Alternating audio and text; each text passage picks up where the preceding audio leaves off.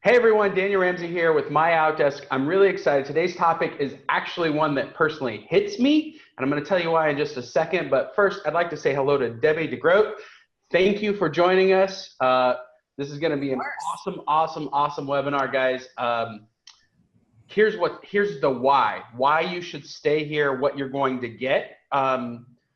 We've got clients all over the country, and Debbie does too. And what we keep hearing is we're having wars with prices, and we're seeing a slight decline in certain markets.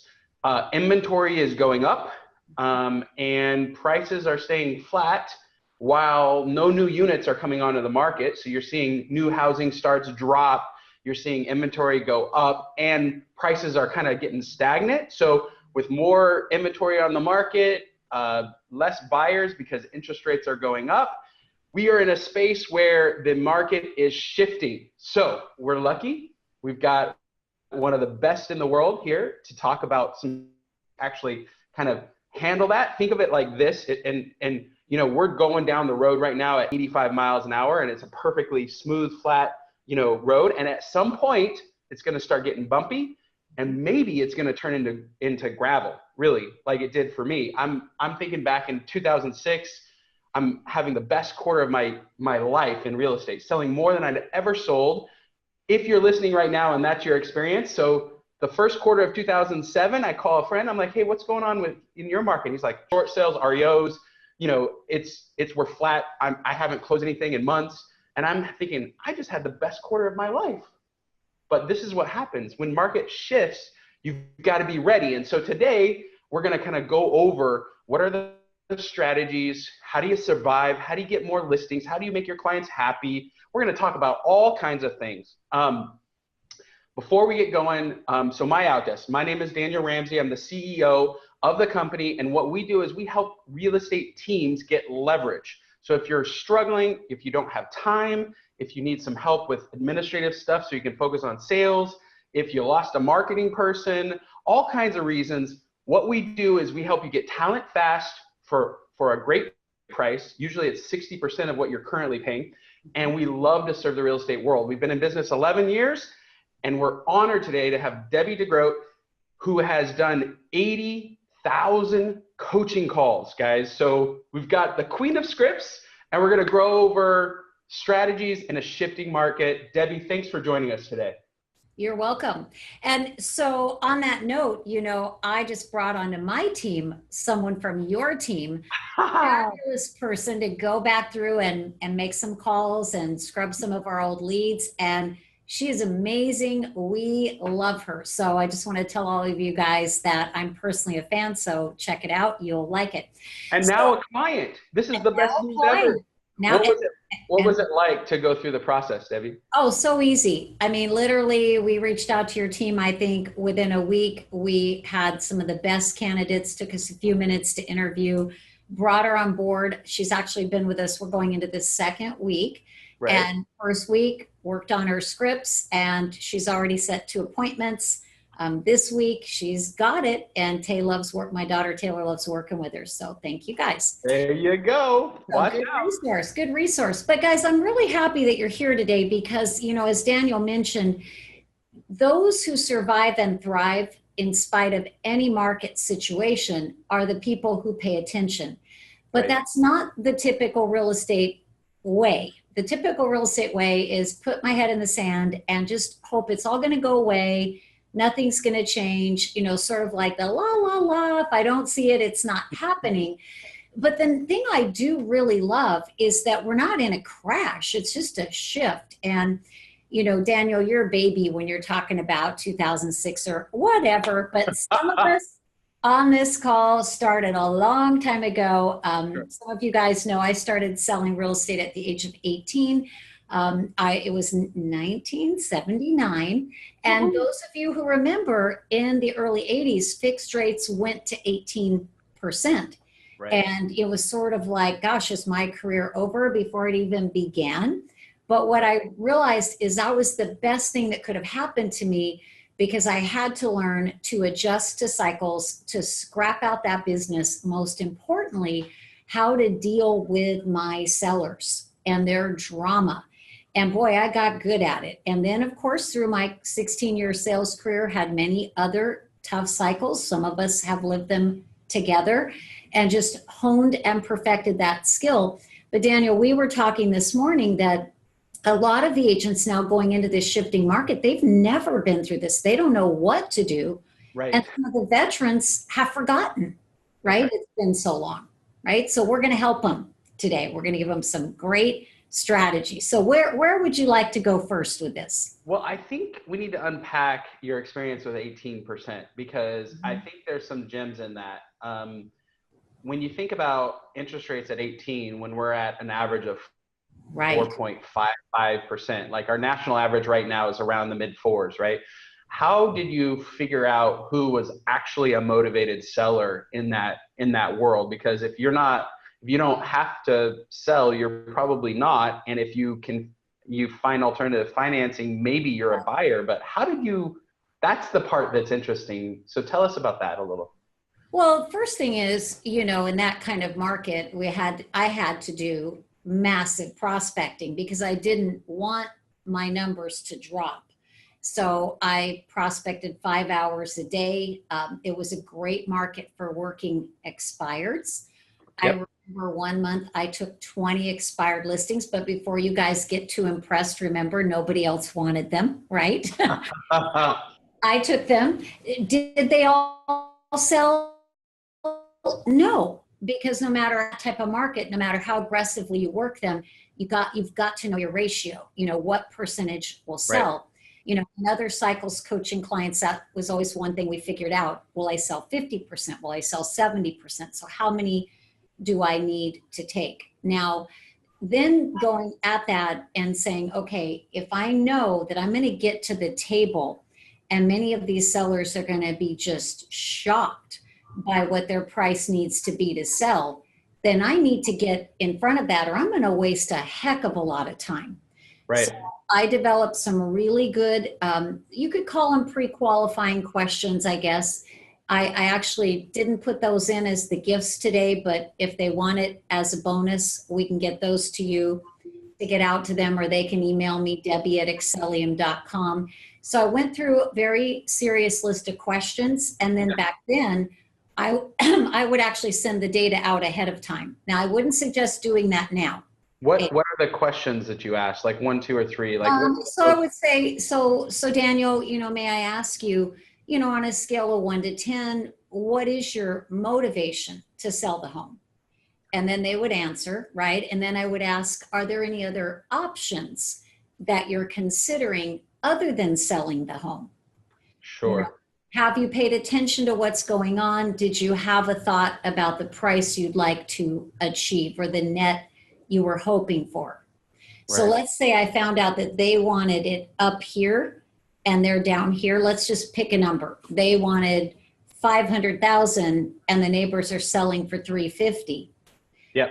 Then what I would say is, you may not be aware, but your neighbors are selling at 350.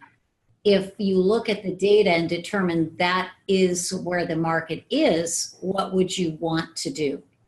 Right. Well, I'll keep it.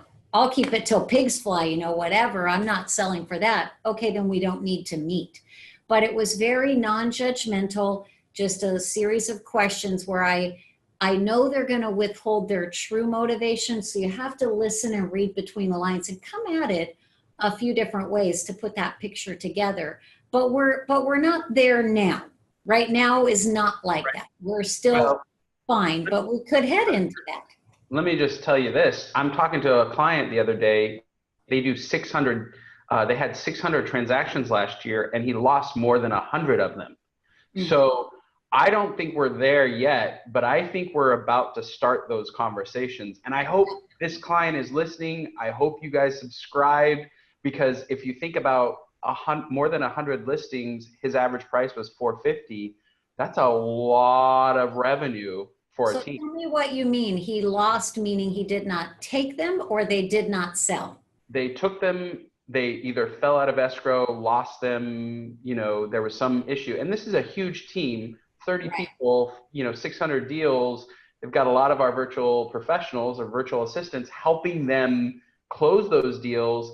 And his shock at the end of the year was to add up all of the failed sales, basically. So I think we're not yet there where we're having massive declines in the market, but we are starting to see shifts in particular areas. So my coaching, bells are going off because clearly there were some major gaps in his system. Yep. Now, guys, whether it would be 100 units lost or 10 units lost or 20 units lost, let's face it, we want to leave as little revenue on the table as possible. Right. So what I would coach him on, I would say to everyone here today. Okay, so Sure. A couple of things. Number one, let's make sure that we do have a motivated seller. Now, time over motivation. Maybe Daniel, you're gonna move, but you really don't have to be out until the summer. So I know I might have to be a little patient with you, but I know ultimately you want to do it, right? Also, I think we have to be realistic about our cost per listing. So if you know what it costs you, time invested, your time has value. Yep. Your staff and your ISAs and all your team, their value. And then the hard cost, you want to go into that listing thinking, am I going to get a good return? So it's going to sell, or I don't think this one will sell, but I want the buzz in the neighborhood. I want the extra buyers. So in other words, a good business decision. Then I would also say what we're going to talk about today is you must set the expectation of what's going to happen before you leave the house. Right. And pre-schedule price reductions. I would also encourage everyone to do what I call a monthly listing analysis, whether you have 5 listings or 500, right? Every month, take a look at list date, expiration date, what's happening, and what do you need to recommend.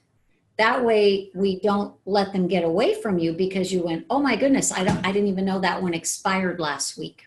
Right. So I think a plan to manage those listings, and then once an offer comes in, another strategic conversation about what's going to happen in the process to prepare them. So we can, talk a little bit about that today. Well, let's go to how in a decline shifting market, how do we get to the sellers? Like I love your question on a scale of 1 to 10. But in a declining market, how do I know somebody is a seller, and where are we getting sellers, and what are some of kind of the issues in that declining market? Well, one of the first things that we're encouraging all of our coaching clients, and as you know, we have the honor and the pleasure to coach some of the best across North America. Our average client, Daniel, is like 13.5 plus years in the business and 30 million plus in volume. Right. So you attract the veterans, so they have a lot more things, going on. Sure. And one of the things I hear all the time as I travel around the country is I get most of my business from the people that I know.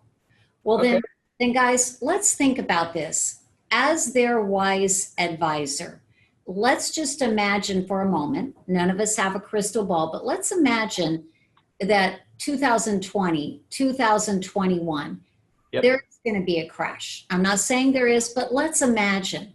Sure. Would it be the right thing to do to get your past clients, your friends, your family on the phone right now and say, we don't know what's going to happen.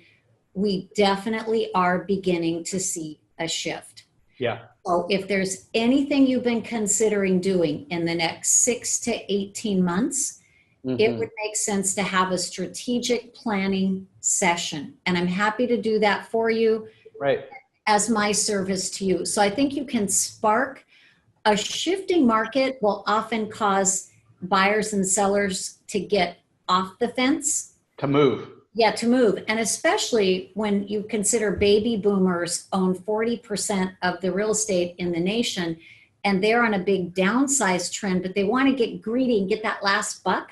Right. Well, this may be their last window of opportunity, but the window may be closing and you need to talk to them. Right. So I think you can spark a lot of transactions right out of the people you know. Sure. Now, there's one other great hot segment. One of our terrific clients, actually, he's also, I referred him to you, he's a client of yours, Sean Stanfield. Yeah. So they are the number one, I think, team worldwide, Wall Street Journal, top teams here in Huntington Beach. Yep. And when Sean really launched his career years ago, it was in an extreme down cycle. He went to Huntington Harbor where he wanted to farm geographically, but there were some old players who had a chokehold on that farm. Sure. Plus, he didn't have the budget, to go in there and spend. So he started picking off one by one the expired listings. So there's an old saying when it comes to the higher end. Everyone would like to be the firstborn, the second wife, and the second or third agent on a higher end listing. I love it. So even though right now in the bread and butter price ranges, you may not see many expireds at all, raise your sights. Look at that upper tier where, sure, they're going to take longer, but if they're priced right, they will sell in 6 months or so, and go after those, because a lot of the agents are intimidated by them. Yep. Or they don't want them because they think it's going to be too much trouble. So those are, just because we don't have a lot of time, those are two good opportunities. Well, and what I love about the going after the $1 million listings is they offer social proof for other $1 million listings. They one caution that I would tell people in a shifting market, you don't want to spend a lot of money on advertising. Absolutely. That is a big no-no in a down market with a seller who's got a lot of money and may not be motivated. But I do like increasing your average dollars per listings taken, and it's a way to drive more revenue without really doing any more work. We want to find that that sweet spot. And one of our clients, Ernie Carswell, he's Katy Perry and Fergie's real estate agent in Beverly Hills, and Ernie said to me the other day, see, he knows his market. Right. He said, I don't want to take many double-digit listings this year. I'll take a few. Right. And I don't want to give everyone here the impression that we only work with high-end clients. We don't. No. It's all across the country, but it's all relative to whatever your market would be. You find the sweet spot, and then there's that next layer that probably will not sell or not for years, so you may not want those. Right. And then back to your point on the cost, it's not unusual, especially in the high end, to sometimes have the seller fund some of that cost and pay them back at the closing. So lots of things we can do, but just basically be open to stepping into those areas of opportunity that weren't there 6 months ago. I love it. What would you suggest? We're going to get into the listing conversation when in a shifting market. Right. You mentioned motivation, but how in a shifting market would you shift that conversation around motivation for a seller? Because I think that's one of the big keys to, shooting into the barrel and actually getting fish, right? I mean, they need to be motivated. So what are some of the indicators of motivation in a shifting market that you believe we should go after as real estate brokers? Well, I think, people who, one of the tough categories are the downsizers sometimes, because they say, I don't have to sell. And so that's where you'd really want to dig in and explore then what brought this thought on. Right. Where are you heading to? Ideally, when would you like to be there? Yeah. And then, since there's no set timeline, you scare them. You basically scare them, and you scare them with the truth. If this is your life's investment, if your equity is your biggest significant asset, and you're counting on that for your old age, you need to get out now. And I honestly believe that. I think if they don't, then they could potentially be looking at, who knows, but a 5 or 10 year cycle where they don't like the values, they feel stuck.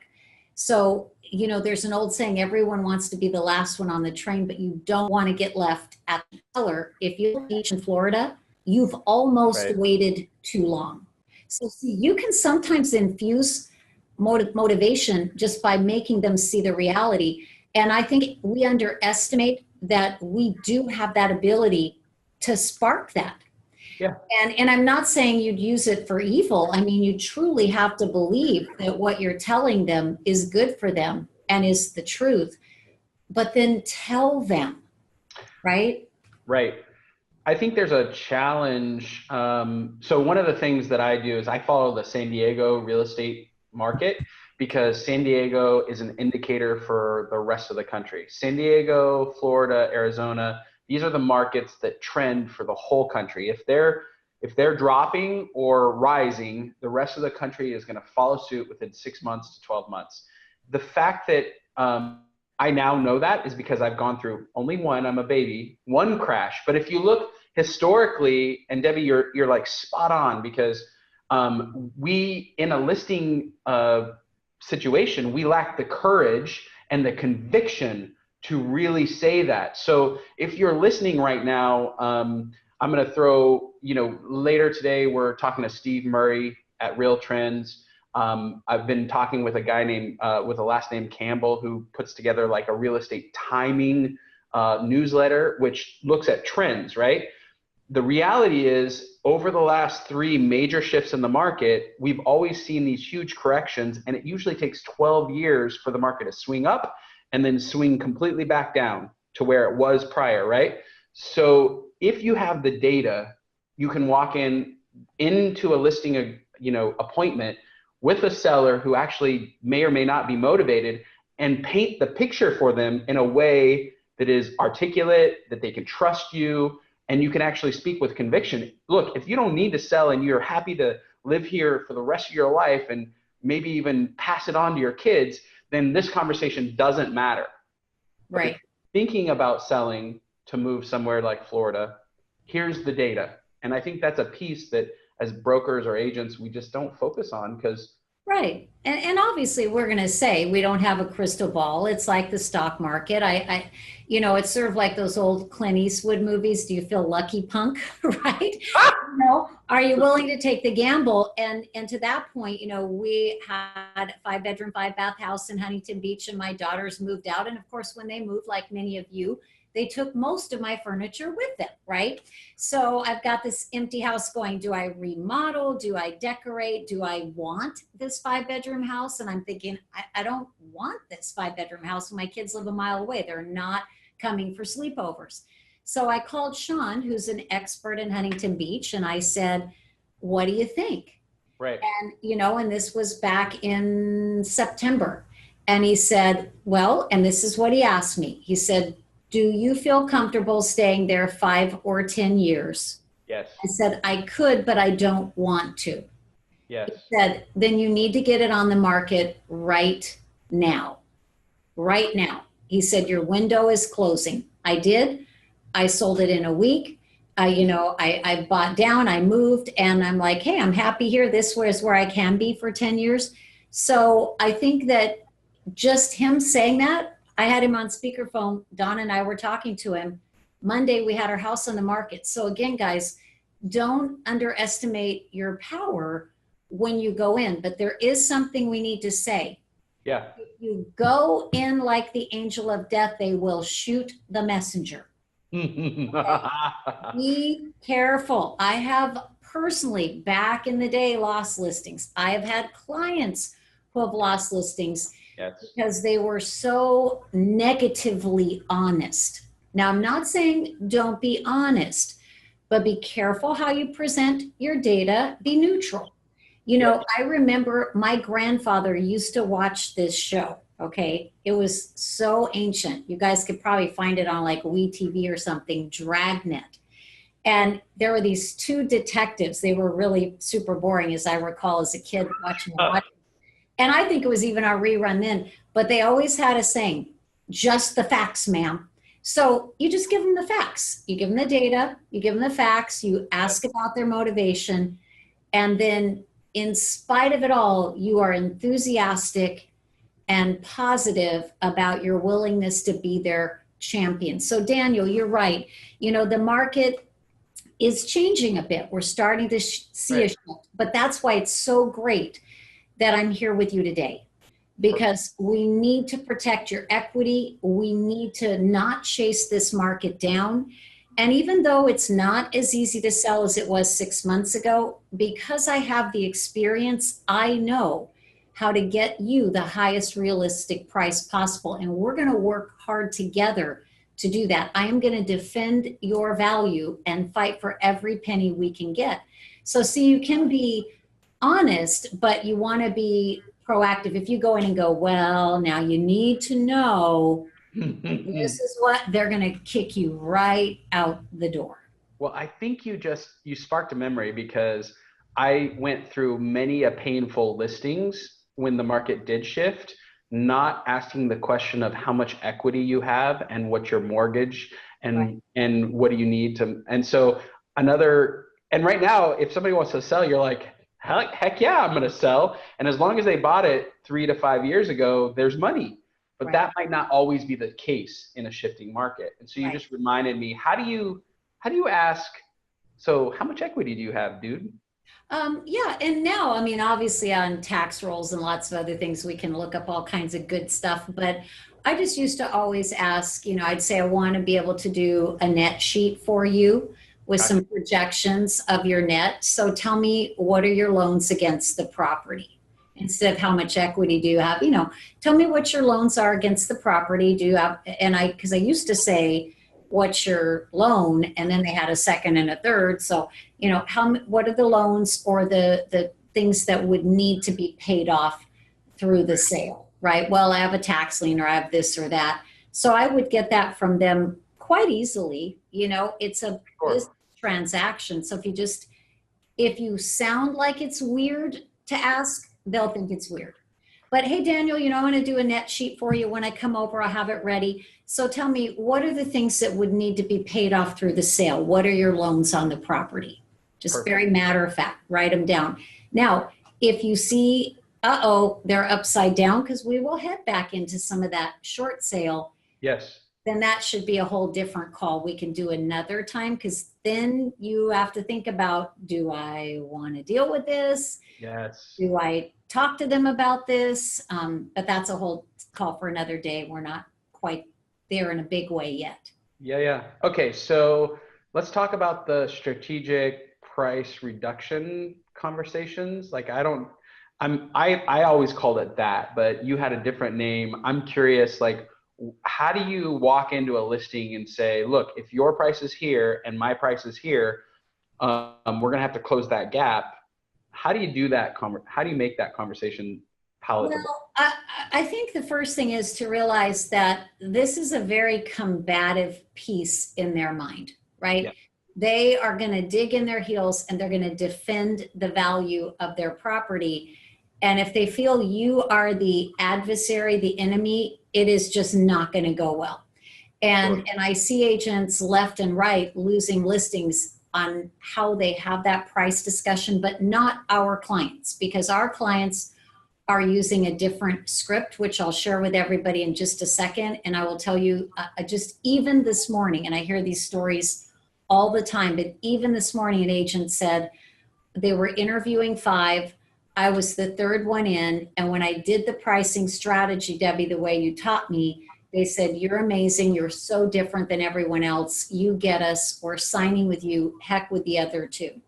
So that's how powerful it is, but yet you're going to see it's very simple. So I want you guys to think about it in this way. Nobody actually knows right now what the right price is. Nobody knows. So you could take it and think, I priced it to sell and it doesn't, or I priced it too cheap or too high and it sells in a day. It's just such a moving target. So stop calling it the comps, first of all, because that makes them mad. That's kind of like saying, Daniel, your children are comparable to your neighbors. Like it, right? Nope. Instead, talk about the data. Let's review the data the buyers will be reviewing when they make a decision to buy your home. Yeah. Go through the data. Then you say, now, Mr. and Mrs. Seller, I brought for you 3 pricing strategies. And together, let's select the one you feel is most appropriate for your situation. That's right. Strategy number 1, we price to the data. This one's practical when we're concerned about appraisal or you really want to move in a reasonably short period of time. Strategy number 2, I call it less is more. We actually price below the data, knowing we may get multiple bids, and that may push actually a little frenzy. And that's a good strategy. It actually works quite well. Right. Strategy number 3, retail strategy. We go as high as we feel the ceiling may be, pushing that ceiling, knowing if the market doesn't respond, we may have to adjust and make a change in the price. Right. So based on your situation, which strategy do you feel you would prefer? Now, here's what's cool about that whole approach. It tenderizes them to the discussion. Mm-hmm. They're not combative. And what my husband, who's 34 years in the business, tells me that they usually say to him is, well, what do you recommend? Right. Because see, now there's no conflict. Now, one other dangerous area is when you start telling them all the things that are wrong with their house. Instead, ask them, what do you feel a buyer might try to use against us? Let them tell you, right? Right. And then Daniel, we talked about once they arrive at the price and they sign the listing, now what work needs to be done before you leave? Right. Right? Should we go there next? Yeah. Okay. I love it. All right. So I've signed your listing. I've got it back in my hand, and I need to mentally budget at least another 15 minutes with you and your wife. Now that you've hired me and we're business partners, let's have a conversation about what happens next. Sure. Okay. And so guys, this is where you want to reset the expectation. I think this is our gift we're giving them today, right? Are we giving them the setting the expectation conversation script? I believe so, yeah. It's script as well as some team building stuff around it. Okay, good. So the reason this script was born, I'm listening to my husband, Bluetooth in his car. He had just listed an older couple's home like on Friday. This is Wednesday. And they're just raising heck with him because they don't have multiple bids over full price, and it's been 3 whole days on the market. Okay. I'm like, okay, it just reminded me. Sellers go through the stages of grieving. First, there is denial. It is not happening. Yep. There's anger, must be your fault.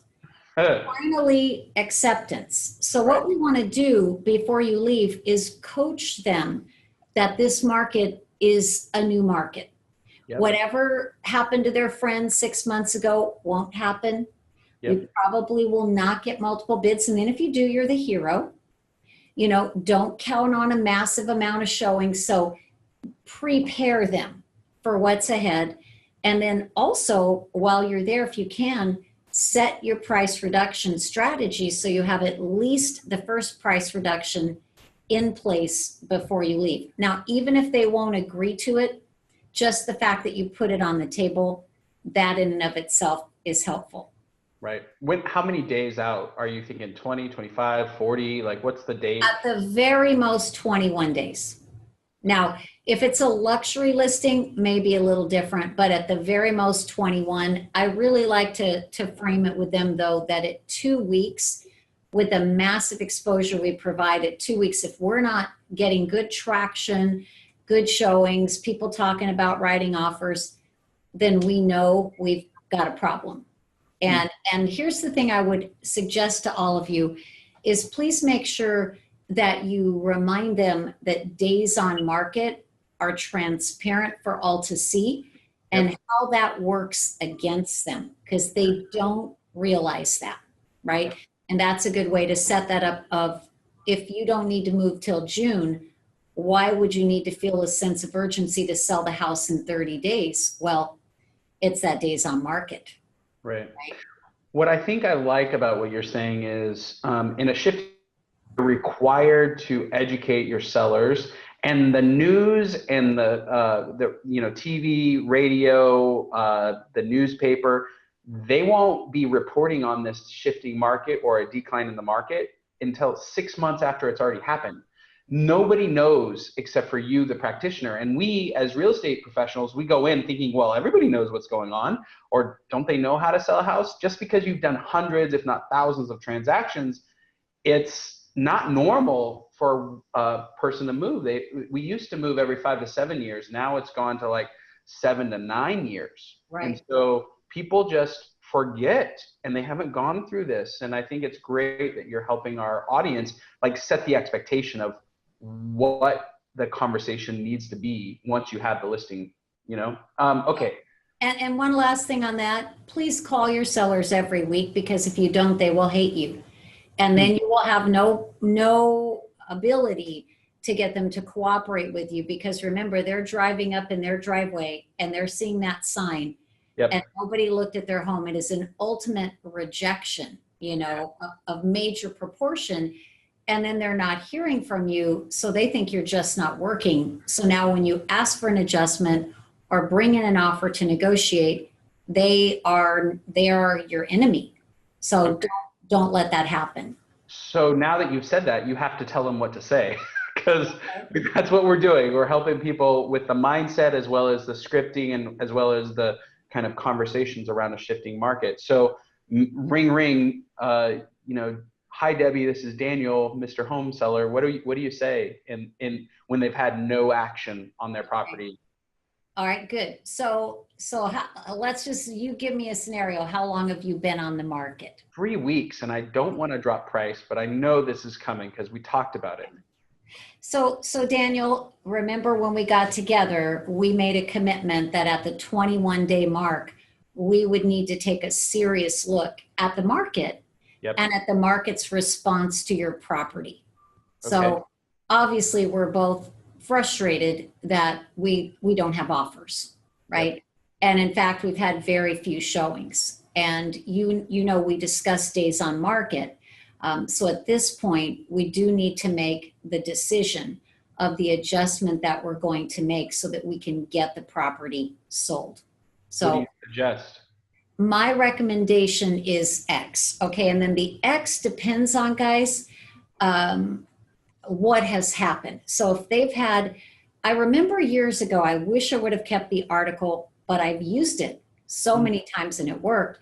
Right. I think it was a NAR article that said that if a property is dead in the water, no showings at all, you can calculate that statistically they're probably 10% too high. Yes. If they've had some showings and no offers, probably at least 5% too high. Yep. So I would recommend you go for at least a 5% reduction. Yep. 10 if you think you can get it. Now I know people have this strategy. Well, if I drop it 1,000 or 2 and then it comes up refreshed as a reduction, you can do that if you want. I hear people tell me that all the time, and I don't really see it work typically that well. Right. Primarily because most sellers only have in them a couple of reductions before they go bonkers on you.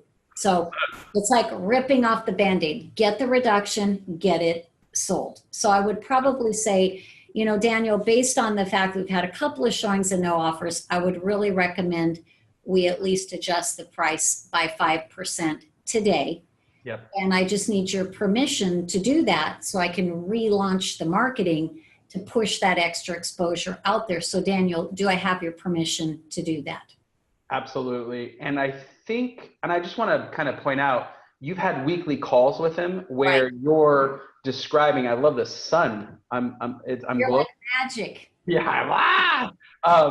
But you've had weekly conversations where you're reporting to them what you're doing, what the marketing is looking like, how many calls you're getting, how many, you know, showings, whether there's offers, and the feedback from the agents that they gather from their buyers about the property. And I think that's a huge, in an up market, we don't have to do that work. We can do it once a month, right? We can maybe report to them once a month and it doesn't matter because most things are selling. And if it's not, you just do a little tweak and then it does sell. But in the shifting market, stuff doesn't sell. You have to work towards doing that. So I think that's good. We've got a lot of people on this call. One thing, we're going to go into what your team needs to look like and how you need to run financially a little bit through a shifting market next. But if you're on this call, if you love Debbie, if you have a question for her because you're in a situation right now, I would encourage you to put notes in. We like I mean, you can see she's good on the fly, right? We did not talk about most of this prior to the call. So, but Debbie, what does my team need to be focused on? How do I need to kind of, I mean, what happens, you know, when a shifting market, what do I need to really do? Like financials, office space, like what does that all look like from now we're talking about being a business owner versus just being a real estate agent and getting listings and Right. and Well, selling stuff? I think sometimes in a shifting market, it makes us do what we should normally be doing anyhow. So I would really go through your P&L and say, where am I wasting money? What can I cut? You know, and oh, well, no, I already run a very lean ship. I guarantee you, you can find things to trim the fat on. You can find things to cut. Yes. So I would go through that and take a look at that first. And sometimes it's tools and things you bought and you don't even use them, you know, subscription there. Because all those little things add up. It could be your Staples office bill. I mean, it's just like a lot of random stuff, but at the end, and in fact, a company hired me once to go through, and I won't say the name because confidential, but to go through that with them. And they said, we run a really, really tight ship. And I found $1 million a year of waste. Yeah. Right? So obviously that was a significant company. They had about 30 million a year in revenue. But my point being, so whether it's 50,000 for you or 100,000, cut the waste, right? Well, and I want to just add, if you cut $50,000 from your expenses, it drops to your bottom line. Oh, for sure.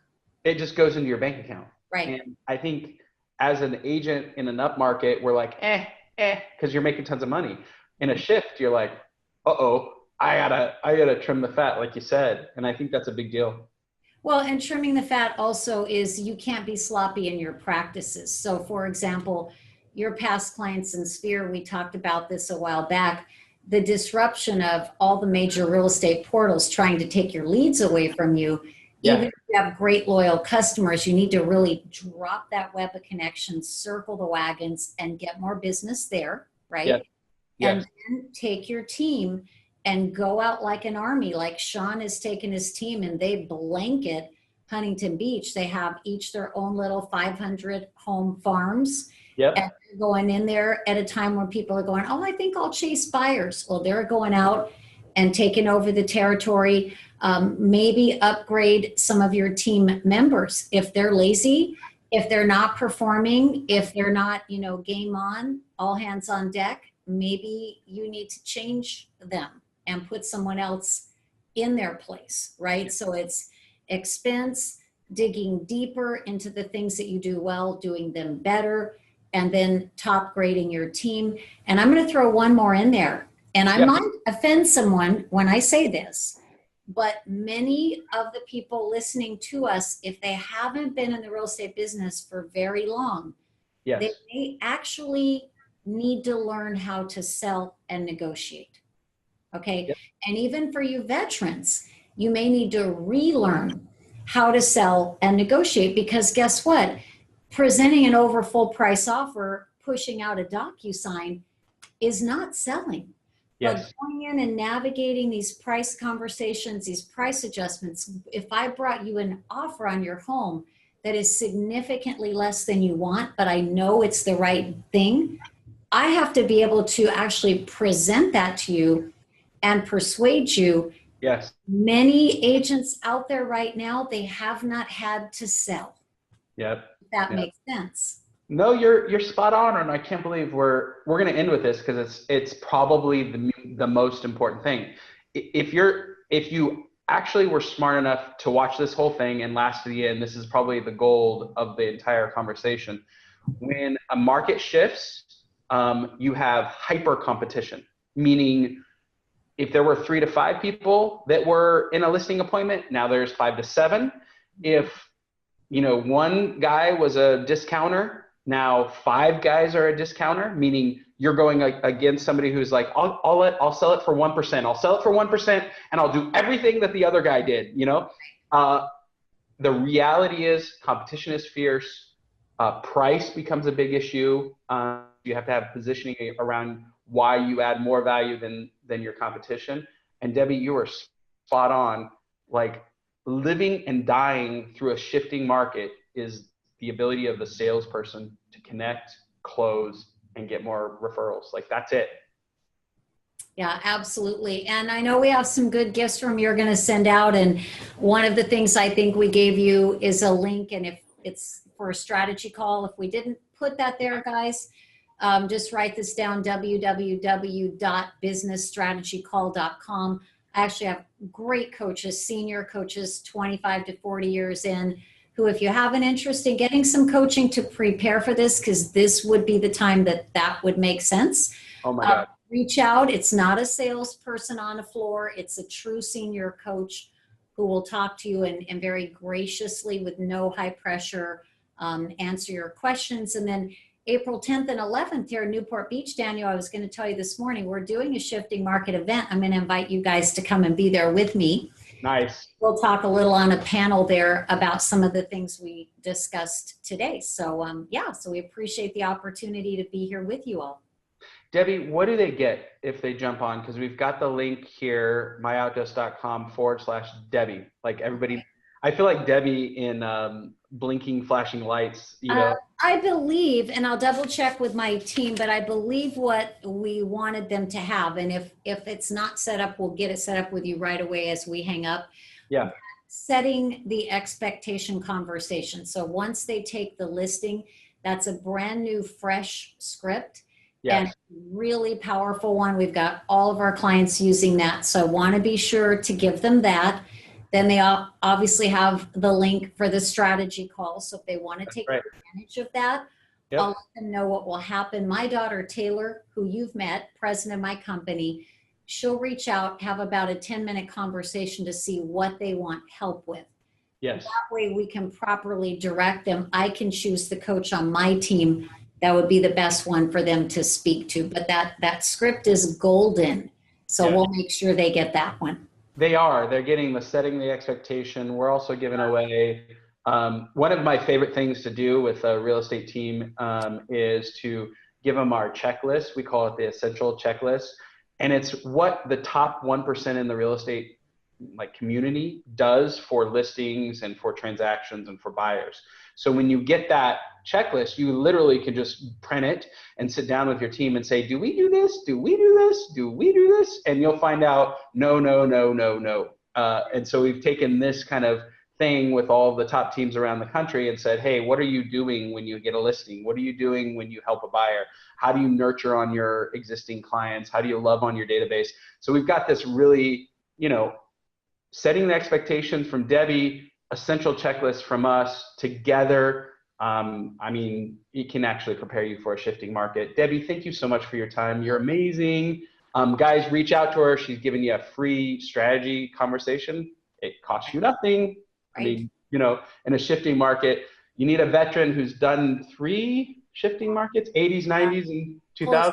3,000 transactions personally. So, and then my husband's been in it 34 years. So I said at an event the other day, I sleep with a real estate agent every night. They asked a different one. No, the same one, right? But I'm living the dream. But one last thing I would love to say just one more time.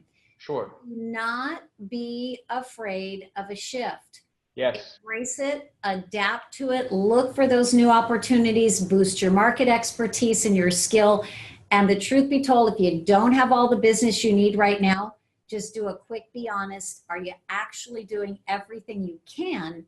And the answer is always no. And that's the good news, right? And that's where if you talk to us, the coaches will help you find the gaps. So you can do it without working yourself to death, right? We don't want you to work yourself to death. So thanks again, Daniel.